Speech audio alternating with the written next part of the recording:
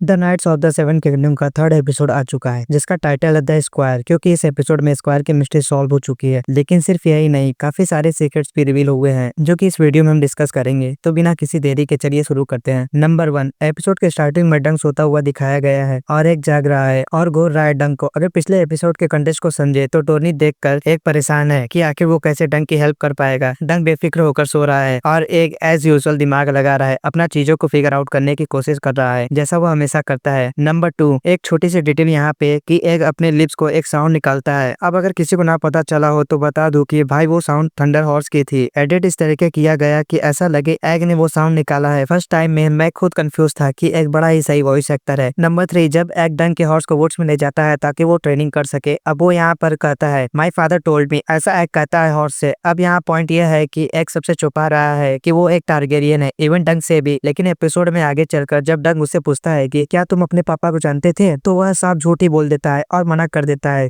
Number 4, woods में एक thunder को कमांड देता है, लेकिन हॉर्स कॉर्पोरेट नहीं करता। फ्रस्ट्रेटेड एग एक लाइन बोलता है, a horse doesn't want to be ordered about any more than a man does. First layer पे यह हॉर्स के बारे में है, लेकिन अगर डीप मीनिंग समझे तो यह एक अपने बारे में ही बोल रहा है। उसके फादर प्रिंस मेका स्ट्रिक्ट है और वो उसको ऑर्डर देते हैं, इमोशंस नहीं समझते। एक खुद को उस हॉर्स में देख रहा है जो जीत कर रहा है। नंबर 5, अचानक से वहाँ पर रॉबिन राइजलिंग आते हैं, एक आई पैच पहने हुए। वो ऑलमोस्ट घोस्टली लग रहा होता है। वह एक्यूज करता है एग को, जो कि उसने चोरी करी है। अब यहाँ टेंशन बहुत ज्यादा है क्योंकि मेडिकल जस्टिस बहुत ही ब्रूटल है। एक कॉमनर अगर नाइट के प्रॉपर्टी के साथ पकड़ा जाए तो मोस्ट प्रोबेबली उसको हैंग कर दिया जाएगा, लेकिन एग पैनिक नहीं करता। जब राइजलिंग उसके हाइट का मजाक उड़ाते हैं तो वो कहता है, I serve sir Duncan the tall, he is large even for the both of us. ये लाइन डिफेंसिव नहीं है, ये बहुत ही क्लेवर डिफ्लेक्शन है। एग अपनी आइडेंटिटी छुपा रहा है, अपनी स्मॉलेस्ट को वेपन बना रहा है। नंबर 6, राइजलिंग के आर्मर पे उसका सिजल विजिबल है। यह हाउस राइजलिंग का हेडली है और इसको बुक्स में बियरली ही मेंशन किया गया है। नंबर 7, अब एक बहुत ही इंपॉर्टेंट सीन है।